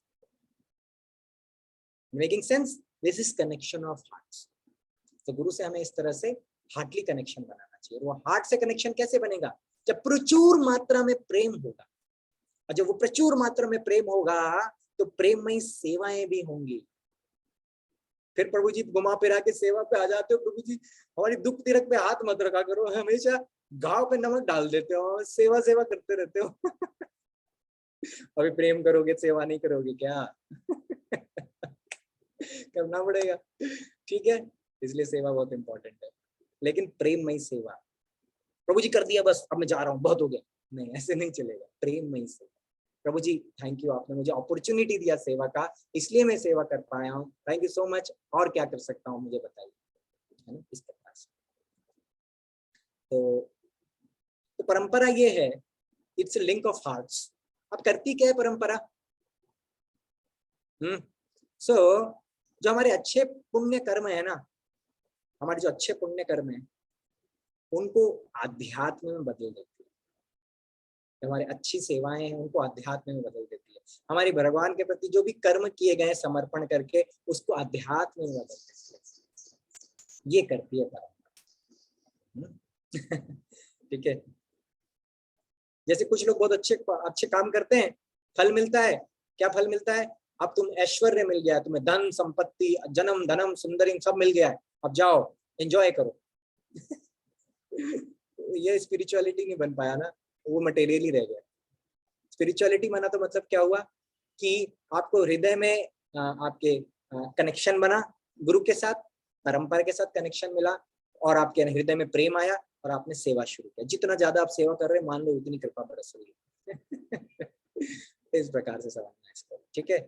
ऐसा नहीं प्रभु जी बहुत धन मिल गया, बहुत जन मिल गया, बहुत कुछ मिल गया, अब प्रभु जी अब कुछ नहीं चाहिए। अरे ये सब पाने के लिए थोड़ी आए थे, भक्ति ये थोड़ी होती है। ठीक है? ये कर्मकांड है, ठीक है? ये भक्ति नहीं है। Having said that, ठीक है? So this is one important aspect. And then कुछ लोग कह सकते हैं प्रभु जी हमारा तो भगवान से डायरेक्ट कनेक्शन है, प्रभु जी हमारे घर पे लड्डू गोपाल है, हमारे अंदर ये लोग गोपाल है, हमारे अंदर राधा गोविंद सब है हमारे घर पे, प्रभु जी हमें मंदिर आने की क्या जरूरत है, हम भगवान की सेवा यहीं कर लेंगे ना। हमारा डायरेक्ट है ना कृष्ण के साथ कनेक्शन है प्रभु जी। क्या है? मुझे कृष्ण से डायरेक्ट कनेक्शन है। हम जैसे कृष्ण को देखते हैं हमारे हृदय में है ना, मतलब हमारे आंसू नयनम गलत अश्रुधारया वदनम गदगद हृदया गिरा, है ना? ऐसे प्रभु जी मतलब पूरा अष्ट सात्विक विकार ही आ जाता है। तो डायरेक्ट है हमारा कृष्ण से साथ, अभी गुरु की जरूरत नहीं है। अच्छा। क्या हमें गुरु की जरूरत वाकई में नहीं है? तो एक्चुअली हमें देखा जाए तो गुरु हमारे और कृष्ण के बीच में नहीं आते। गुरु कभी भी हमारे और कृष्ण के बीच में आते भी नहीं। बल्कि वो हमारे और कृष्ण के बीच में जो हमारे मिथ्या अहंकार की दीवार बनी है उसको तोड़ने का काम करते हैं। तो गुरु हमारे और कृष्ण के बीच में कभी नहीं आते, वो तो हमारे अहंकार की जो दीवार बनाई है उसे तोड़। Is it making sense? तो ये गुरु करते हैं, है ना। तो भगवान तो हमारे हृदय में, फिर हम क्यों काय के लिए काम क्रोध लोभ मोह मद मत्सर काय कहाँ फंस जाते हैं, माया में जबरदस्त तरीके से फंस जाते हैं, भूल ही जाते हैं कृष्ण। कई दिन बाद याद आता है, चैंटिंग करे कई दिन हो गए अरे बाप रे, ऐसे भी हो जाते हैं। फिर ऐसे में क्या करना है ना। तो यही मिसकंसेप्शंस की जो हमारी दीवार है, यही जो माया के एंडेवर हम करते चले जा रहे हैं जाने अनजाने में, इसी को गुरु तोड़ते हैं, इसी मिसकंसेप्शन को गुरु तोड़ते हैं, है ना। सो इस प्रकार से हमें गुरु के एस्पेक्ट को समझना चाहिए। अब कुछ लोग कहते हैं प्रभु जी देखो मुझे गुरु की वैसे जरूरत नहीं है, मैं खुद भी गुरु हूँ, मैंने भगवत गीता पढ़ ली है प्रभु जी, मेरे को समझ में आ गया है, मतलब मैं खुद भी गुरु ही हूँ मैं खुद का ही गुरु, क्यों? मैं गुरु की सुनता ही नहीं हूँ, तो मैं खुद का ही गुरु। तो प्रभु जी हम खुद के गुरु हैं, तो फिर हमें कोई आपका ये ना सब नहीं चाहिए, हम भगवत गीता हमको आपसे ज्यादा अच्छी समझ में आती है प्रभु जी, है ना। तो प्रभुपाद ने लिखा है, ये लिखा है, वो लिखा है, हमारे पास बहुत सारी अलग अलग भगवत गीता है, गीता प्रेस की भी हमारे पास, वो वाली भी है, वो बाबा जी वाली भी है, ये वाली भी है, प्रभुपाद वाली भी है ना, और श्री विश्वनाथ चक्रवर्ती ठाकुर वाली भी है, सब है हमारे पास प्रभु जी, हमको ज्यादा समझ में आ जाता है तो हमें गुरु की जरूरत नहीं है। तो अगर हम गुरु की शरण में नहीं जाएंगे तो मन ही हमारा गुरु बनता है। तो अगर मैं अपना ही गुरु बन जाऊं या अपना ही शिष्य बन जाऊं, यानी कि अपने मन का ही शिष्य बन जाऊं, तो फिर क्या होगा? बस इतना होगा कि मैं कभी अपने आप को बदल नहीं पाऊंगा, है ना। मैं कभी भी अपने आप को बदल नहीं पाऊंगा। और पेशेंट कभी अपनी बीमारी दूर नहीं कर सकता, उसको लगता है कि नहीं नहीं सब ठीक है, नहीं नहीं सब ठीक है, तो डॉक्टर जब टेस्ट निकालता है, रिपोर्ट देखता है, तब बताता है प्रॉब्लम है, पकड़ लो सही हो जाओ ठीक है। तो पेशेंट को ऐसे फॉल्स ईगो में नहीं रहना चाहिए कि मुझे कोई प्रॉब्लम है। पेशेंट को डॉक्टर से पूछना चाहिए, एक्सपर्ट से पूछना चाहिए, एक स्पिरिचुअल डॉक्टर से पूछना चाहिए।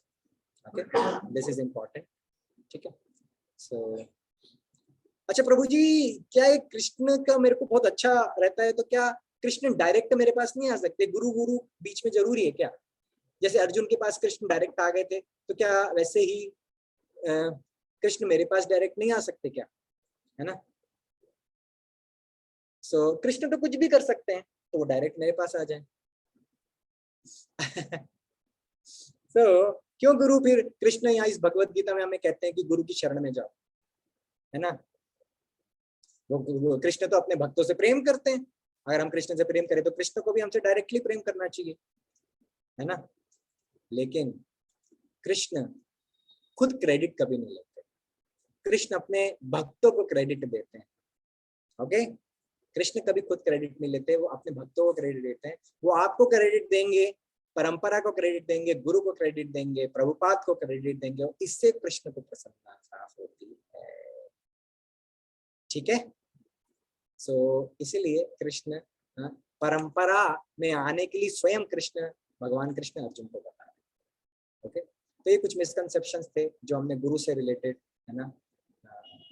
और जो हमारा टॉपिक था कि test of a true master, एक ट्रू मास्टर को समझने के लिए हमारे कई मिसकंसेप्शंस होते हैं, पर्सपेक्टिव्स बना लेते हैं हम लोग, और मन को ही गुरु बना लेते हैं, और कई मिसअंडरस्टैंडिंग्स मिसकंसेप्शंस लेके चलते हैं, इसलिए इस तरह के डाउट्स आते हैं मन में, इसलिए इसको क्लियर करा हमने। आज प्रयास किया कि हम ज्यादा से ज्यादा डाउट्स को आज क्लियर करें, तो हमने इनको डाउट्स को क्लियर किया, और प्रयास किया कि अभी गुरु को लेके हमारे कंसेप्शंस और थोड़े से क्लियर हो, ठीक है। सो आई थिंक हालांकि टॉपिक लंबा था, लेकिन हमने थोड़ा ही कवर किया है, बट थोड़ा सा डिटेल में कवर करने का प्रयास किया है।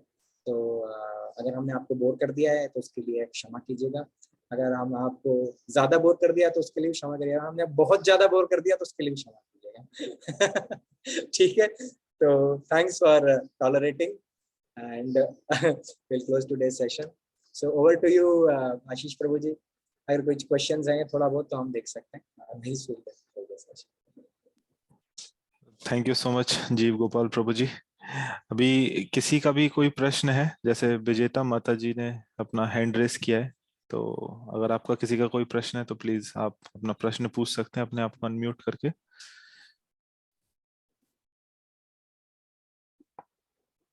तो एक हैंड रेस मुझे दिख रहा है, और बाकियों को भी अगर प्रश्न है तो पूछ सकते हैं, हैंड रेस कर सकते हैं, है ना? ठीक है, एक प्रश्न विजेता माता जी आप पूछ सकते हैं।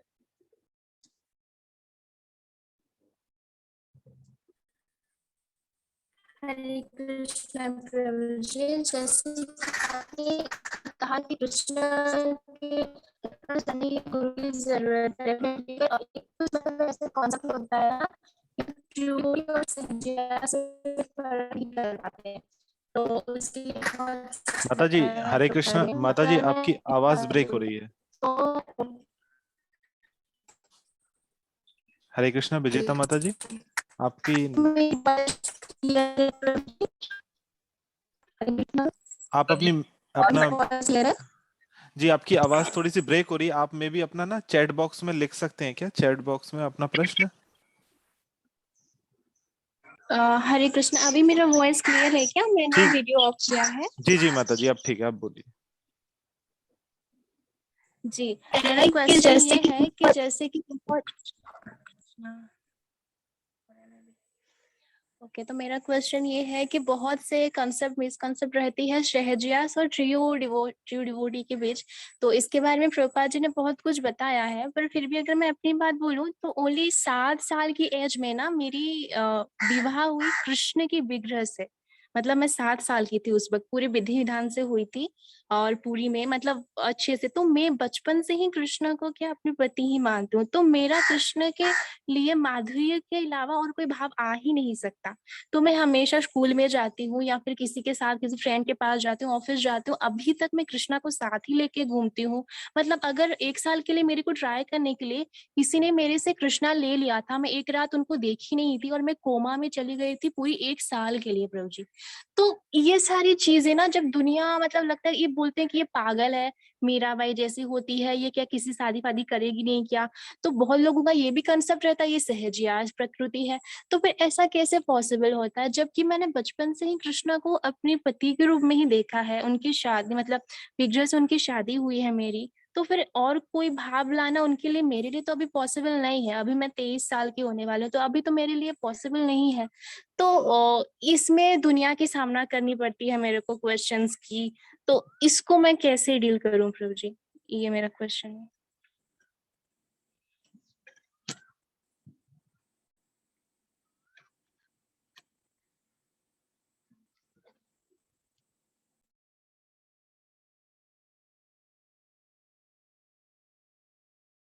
जी आपका म्यूट है आवाज। सो मैं जस्ट समझना चाह रहा था कि ये क्वेश्चन आज के टॉपिक से कैसे कनेक्टेड है। आपने बोला ना प्रभु जी कि गुरु के साथ वो चलना चाहिए, लाइक बिना गुरु के हम नहीं जा सकते कृष्णा के पास। तो इसीलिए मेरे को लगा कि आपने जैसे बोला कि कृष्णा ऐसे ही क्यों नहीं आ सकते, तो इसीलिए मेरे को लगा रिलेटेड। Okay okay. सो हम लोग क्या कॉलेज यूनिवर्सिटी में प्रचार करते हैं, तो हम एक यूनिवर्सिटी के एक अथॉरिटी के पास गए। वो मैडम थी, साउथ इंडियन थी। तो उन्होंने मुझसे कहा, मैंने उनसे कहा आप मंदिर आइए। तो ओके, फिर मैं अगली बार गया तो इनविटेशन कार्ड दे के और उनको प्रसाद देकर आ गया। मैंने कहा आपको मंदिर आना चाहिए करके। जब मैंने 2-3 बार बोल दिया तो एक दिन उन्होंने मुझे बड़ा सा मैसेज लिख के भेजा। बोले आप जानते हो मैं तिरुपति के रहने वाली हूँ। प्राइड, श्री कृष्ण के प्रति प्राइड जो है। तो she said I am from Tirupati, है ना। और मैं जो हूँ कृष्ण के प्रति, मुझे बचपन से बताया गया है कि मैं कृष्ण की बहन हूँ। और पता है मेरी शादी हुई तो मेरे हस्बैंड कृष्ण को अपना साला बुलाते हैं। सो इस तरह से, और मेरे बच्चे कृष्ण मेरे बच्चों के मामा हैं। Very nice. तो अब तो बोले कि जब मेरी गृहस्थ रिस्पॉन्सिबिलिटी है, कृष्ण को भी समझते हैं, आप भी समझिए, जब समय होगा तो मैं आ जाऊंगी। So, अरे लिए जो धाम होता है ना, धाम में इस प्रकार से कृष्ण के साथ बचपन से ही रिश्ता रच दिया जाता है हमारा, है ना। जैसे कि कुछ लोग कहते हैं जब ब्रज में जाते हैं ना, कभी कभी बच्चे जरा जरा से बच्चे डिस्कस करते हैं। एक बच्चा कहता है कि अरे ये तो राधा रानी साइड वाले हैं ये लोग। दूसरा कहता है हाँ हाँ राधा रानी हमारी ये लगती है, या फिर कृष्ण हमारे ये लगते हैं, हमारे रिलेशन में लगते हैं। इस तरह से तो अलग अलग प्रकार से हम लोग कृष्ण को के साथ अपने रिलेशनशिप को बनाते हैं, क्योंकि रिलेशन हमें कृष्ण से अल्टीमेटली अपने इमोशनल कनेक्ट को बनाना है ना। तो उसके लिए जो एक्टिविटीज होती हैं, है ना, जो एक्टिविटीज होती हैं हमारी, वो कहीं ना कहीं हमें अपने जीवन में कृष्ण को उतारती हैं। जब हम किसी रिलेशन से कृष्ण से कनेक्ट करते हैं तो वो हमें कृष्ण से जोड़ती हैं चीजें। लेकिन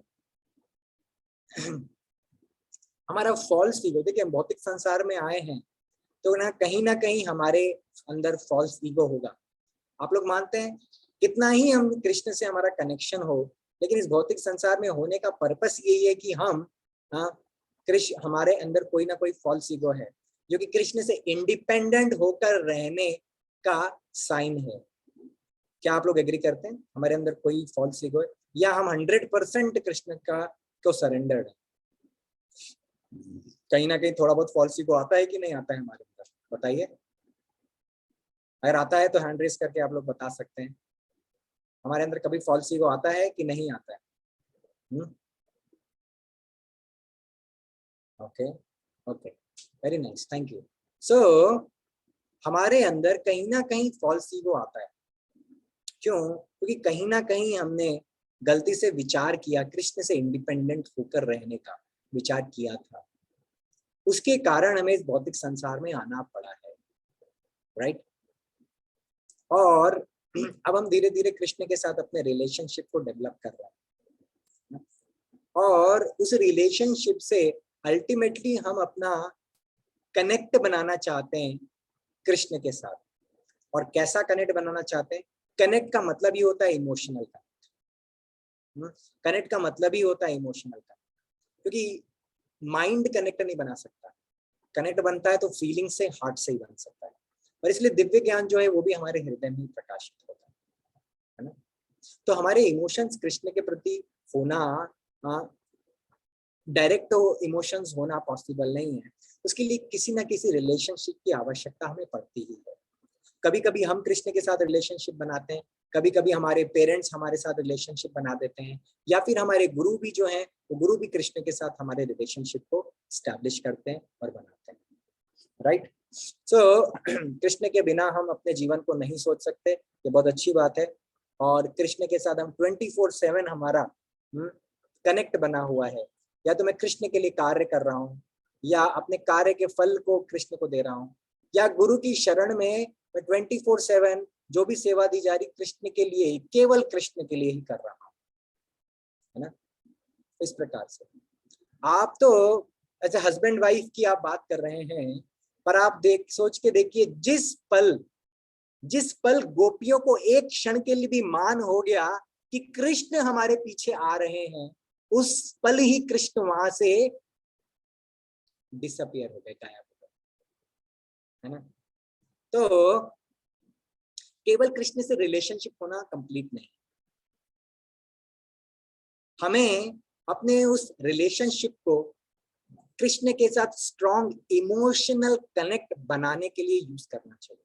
और जितना स्ट्रॉन्ग इमोशनल कनेक्ट होगा कृष्ण के साथ, कितना स्ट्रॉन्ग होना चाहिए कनेक्शन? इतना स्ट्रॉन्ग होना चाहिए कि 24/7 मैं केवल कृष्ण के लिए ही कार्य कर सकूं, मैं कृष्ण की ही चेतना में कार्य कर सकूं। ये इमोशनल कनेक्ट कृष्ण के साथ बनाना सहजीय भाव नहीं है ना। सहजीय भाव उसको कहते हैं जब मैं प्रामाणिक जो है परंपरा से अलग जाके कुछ अलग ही शास्त्रों के सही मीनिंग के साथ कृष्ण की सेवा में नहीं लगाऊं प्रामाणिक परंपरा, तो वो सहजिया भाव है। तो हम लोग भक्ति में होके भी सहजिया भाव हो सकता है हमारे अंदर। और सहजिया भाव इसीलिए जब प्रामाणिक संप्रदायों के चलते चलते भी कुछ डेविएशंस आ गए, कई सारे डेविएशंस थे जिनको भक्ति सिद्धांत सरस्वती महाराज जो हमारे लायन गुरु हैं, है ना, उन्होंने उन संप्रदायों को ब्लास्ट, उनको बहुत खदेड़ के उनको समाप्त करा, पूरी तरह से एक कोने में कर दिया। अदरवाइज ये पूरी दुनिया के सामने, है ना, कृष्ण की इमेज को खराब करता है। अगर हमारा कृष्ण के साथ चाहे माधुर्य रस हो, चाहे कोई भी रस हो, जो भी कनेक्शन हम फील कर पाते हैं, बट क्या वो कनेक्शन कृष्ण के प्रचार में या कृष्ण की इमेज को इंप्रूव कर रहा है, या वो कृष्ण की इमेज पे आंच बना हुआ है? गोपियां इस भौतिक संसार में, क्या गोपियों के हस्बैंड्स नहीं थे? क्या गोपियों के जो है बच्चे नहीं थे? क्या गोपियों के सास ससुर नहीं थे? गोपियों के सारे रिलेशनशिप्स थे, लेकिन उसके बाद भी गोपियां भगवान के साथ माधुर्य रस का आस्वादन करती थी, राइट?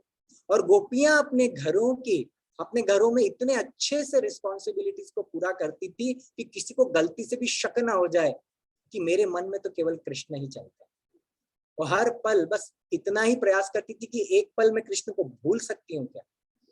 मैं क्या एक पल भी कृष्ण को भूल कर अपने भौतिक संसार, अपनी जिम्मेदारियों को सीरियसली निभा सकती हूँ क्या? तब उनको रियलाइज नहीं कर सकती। तो क्या किया उन्होंने? वो हमेशा अपनी जिम्मेदारियों को निभाने की एक्टिंग करती थी। और हमें भी तो यही करना है। गोपियों से हमें सीख के क्या करना है कि हम अपनी जॉब कर रहे हैं, उसको जॉब में ऐसे एक्टिंग करें कि जो मैनेजर को लगे कि हम तो बस इस जॉब के अलावा तो हम जी नहीं सकते, है ना। हमारे जो भौतिक संसार के जो रिलेशनशिप्स है उनके साथ कैसे हमें बिहेव करना है? उन रिलेशनशिप से ज्यादा ऐसे बिहेव करना है जैसे कि वो रिलेशनशिप हमारे लिए सबसे इंपॉर्टेंट है ना। इस तरह से हमें कार्य को करते हुए गुरु की शरण में जाना चाहिए। और ये हमारे जितने भी सारे रस हैं गुरु बहुत अच्छे से समझते हैं। गुरु ने अपना जीवन दिया है कृष्ण को, है ना, पूरा जीवन दिया है। और कितने जन्मों से गुरु कृष्ण को अपना जीवन देते आ रहे हैं, हमें तो ये भी नहीं पता। तो ऐसी परिस्थिति में इसलिए हमें गुरु की शरण में जाना चाहिए और अपने इस तरह के डाउट्स को गुरु को क्लियरली एक्सप्लेन करना चाहिए। तो गुरु हमें बताएंगे कि हमारे लिए क्या सही है और क्या नहीं, और उस गाइडेंस में गुरु के जाकर हमें प्रयास करना चाहिए। वो जैसा हमें बताएं उसके अनुसार हमें अपने कार्यों को करना चाहिए। तो ऐसा नहीं है जब गोपियां शादी कर सकती है कृष्ण के होते हुए, तो हम क्या गोपियों से ऊपर हैं?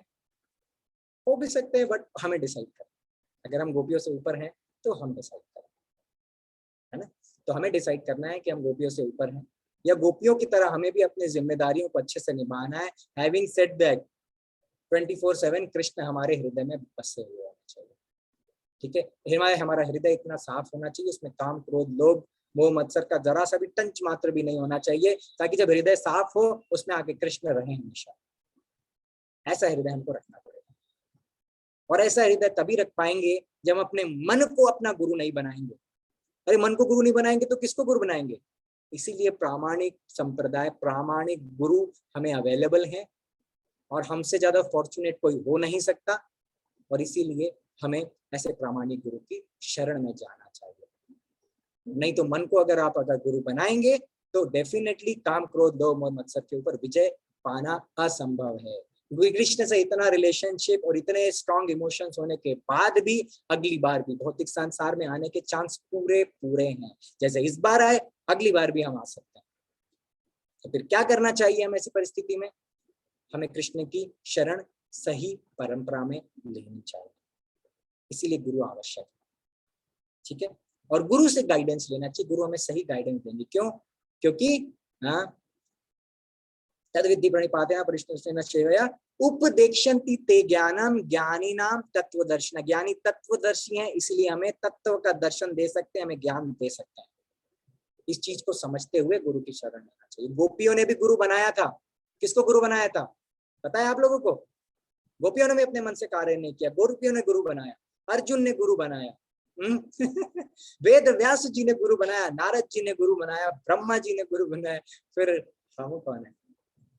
हैविंग सेड दैट, भगवान ने परंपरा अगर कहा है तो भगवान की बात को, भगवत गीता के एक एक शब्द को, अगर हम कृष्ण को इतना इंपॉर्टेंट मानते हैं तो भगवत गीता के एक एक शब्द को जीवन में उतारना है। एक एक शब्द को तब उतारेंगे जब एक एक शब्द को समझेंगे। इसलिए भगवत गीता हमें पढ़नी चाहिए। हमें प्रामाणिक संप्रदाय से कनेक्ट होने का अर्थ यही है कि हमें शास्त्रों में थॉरो होना चाहिए। हम आपको क्लियरली बता देते हैं, अगर हम कृष्णा बुक अच्छे से पढ़ी आपने तो आप जानते हैं कि कृष्ण के गोपियों को जो शास्त्रों का ज्ञान था ना, हमको उसका 0.0001% भी नहीं।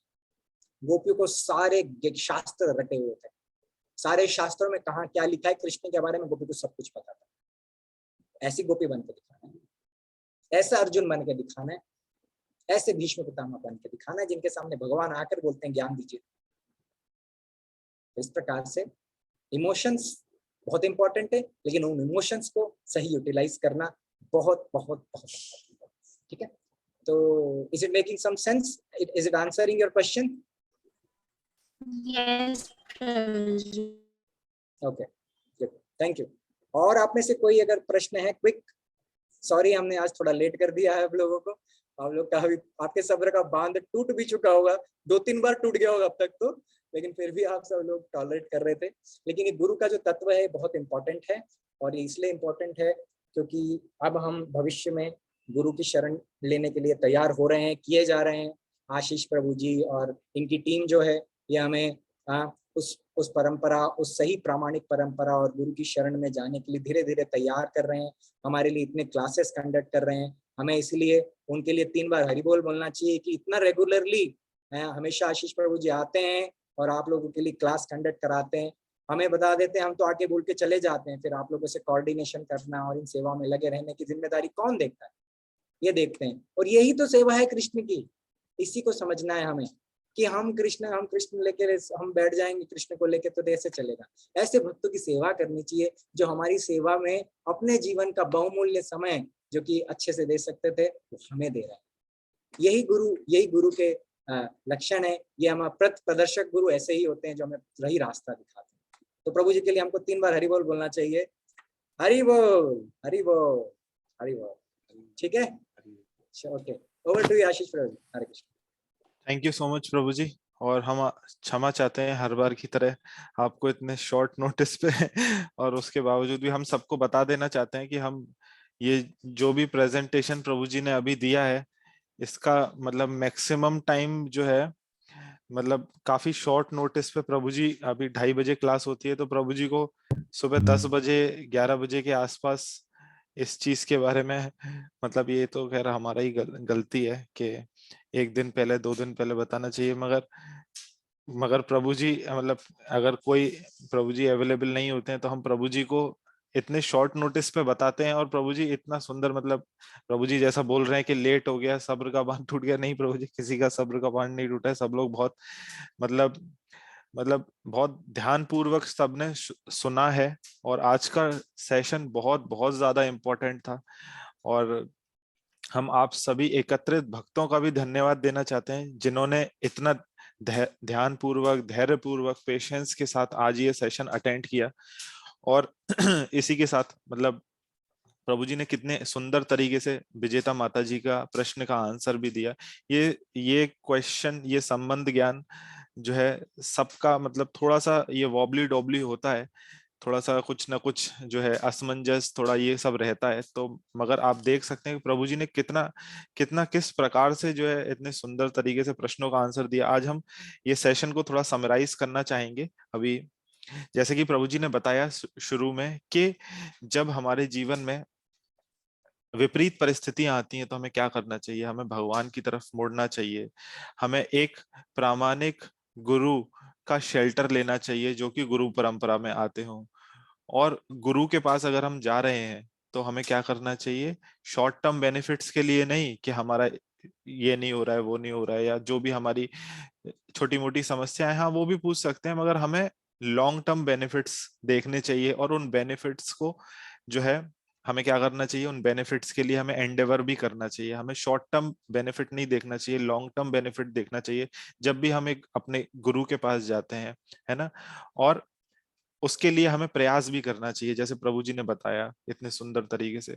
और हमें प्रभु जी ने बताया कि हम सोल हैं, ये रियलाइज करना चाहिए। इसके ऊपर थोड़ा सा, ये सेशन के बाद हम आपको इसकी रिकॉर्डिंग भी भेजेंगे, आप फिर से इसको 2 बार 4 बार सुनिए, क्योंकि प्रभु जी ने आज इतनी इंपॉर्टेंट चीजें बताई हैं कि अ, एक एक बार सुनने में तो शायद वो थोड़ा मुश्किल होगा, थोड़ा टफ होगा, क्योंकि ये सब चीजें बहुत इंपॉर्टेंट है। इनको आप ध्यान से सुनिएगा, दोबारा से रिकॉर्डिंग आपके साथ शेयर करी जाएगी, है ना। ये रियलाइज करना चाहिए हमें कि हम सोल हैं, आत्मा है, और अकॉर्डिंगली एक्ट भी करना चाहिए, है ना। और हमारे हमारे जो भी गुरु हैं, हमें उन्हें सीरियसली लेना चाहिए, हमें उनकी बातों को सुन के समझ लेना चाहिए, है ना। ऐसा नहीं करना चाहिए कि हम खुद एक्सपेरिमेंट कर रहे हैं और फिर हम टक्कर खा रहे हैं, गिर रहे हैं, पड़ रहे हैं, फिर आ रहे हैं, है ना।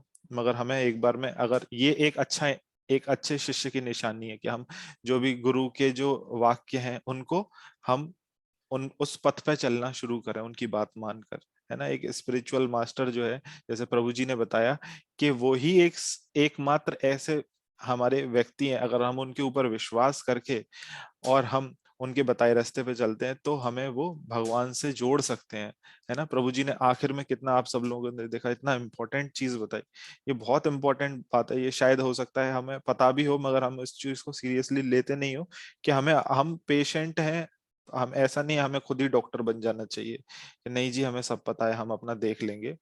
हमें, जैसे प्रभु जी ने एक एग्जाम्पल दिया था कि वो कॉलेज गए थे, तो वो माता जी बता रही थी कि हमारे ऐसे ऐसे जो है, हम धामवासी हैं।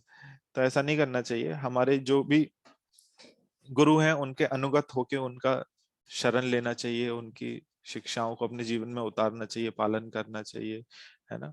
और उनका जो बताया हुआ मार्ग है उस पर चलना चाहिए। बहुत बहुत धन्यवाद जीव गोपाल प्रभु जी आपका, कि आप इतने शॉर्ट नोटिस पर आए, अपना अपना इतने बिजी स्केड्यूल में से हमें, जो मैं हम तो हर बार यही बोल देते हैं कि आप अपने बिजी स्केड्यूल में से अपना समय दे रहे हैं, मगर मतलब ये वाकई में ये सच बात है कि प्रभु जी जो है, इतने शॉर्ट नोटिस पे भी आप सब देख सकते हैं कि किस प्रकार से इतनी सुंदर कथा करी प्रभु जी ने। हमारा सबका भी ये कर्तव्य बनता है कि प्रभु जी ने जो भी बताया उसको, इस सेशन के बाद अगर आपने नोट्स बनाए तो वापस से गो थ्रू कीजिए, नोट्स नहीं बनाए तो अभी आपके संग रिकॉर्डिंग शेयर करी जाएगी, वो रिकॉर्डिंग सुनिए। ये बहुत इंपॉर्टेंट चीज है, और आप लोग बहुत ही ज्यादा फॉर्चुनेट हैं, सभी एकत्रित लोग इस मीटिंग रूम में, जो भी सब लोग इतने फॉर्चुनेट हैं कि प्रभु जी के माध्यम से आपको इतना ये ये कॉन्फिडेंशियल नॉलेज है ना, आपको सुनने को मिल रही है। आपके संग मजा मस्ती करने के लिए तो सब आ जाएंगे, मगर ऐसे इस तरीके के सीरियस चीजों के ऊपर, है ना, बात करने के लिए नहीं, तो आप समझ रहे हैं प्रभु जी का टाइम बहुत इंपॉर्टेंट है, आप समझिए इस चीज को थोड़ा सा। और हम आप सब लोगों से निवेदन करते हैं कि आप इसी प्रकार से आते रहिए, और आप जो भी प्रभु जी बता रहे हैं उसको सीरियसली लीजिए, उसको उतारिए अपने जीवन में। और आप, if you have any questions, है ना, तो आप आपके जो भी ग्रुप में फैसिलिटेटर वगैरह हैं, तो आप उनको पर्सनली उनको मैसेज करके भी पूछ सकते हैं। तो हम प्रभु जी को जो है नेक्स्ट क्लास में रिक्वेस्ट करेंगे कि वो आपके प्रश्नों का उत्तर दें, है ना। ठीक है Prabhu ji, thank you so much again. हम आपके बहुत बहुत कृतज्ञ हैं, ग्रेटिट्यूड है, और हम क्षमा चाहते हैं। हम कोशिश करेंगे अगली बार से आपके पास जो है पहले से एडवांस में इंफॉर्मेशन दिया करें। और सभी एकत्रित भक्तों को भी बहुत बहुत धन्यवाद। हरे कृष्णा। आप सभी से निवेदन है कि फिर से आप इसी प्रकार से इस सेशन में आइएगा। ठीक है, हरे कृष्णा प्रभु जी, हरे कृष्णा सभी एकत्रित भक्तों को।